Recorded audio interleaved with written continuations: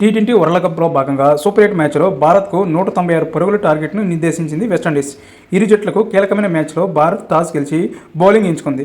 దాంతో బ్యాటింగ్ దిగిన వెస్టిండీస్ ఆది నుంచి బ్యాట్ జులిపించింది.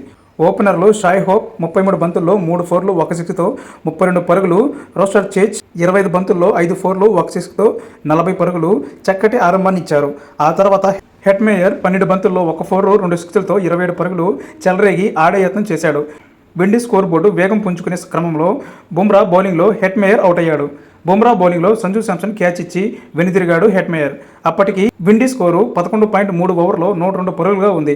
అయితే హెట్మేయర్ రెండో వికెట్గా అవుట్ అయిన తర్వాత విండీస్ స్కోర్ బోర్డు వేగం తగ్గింది.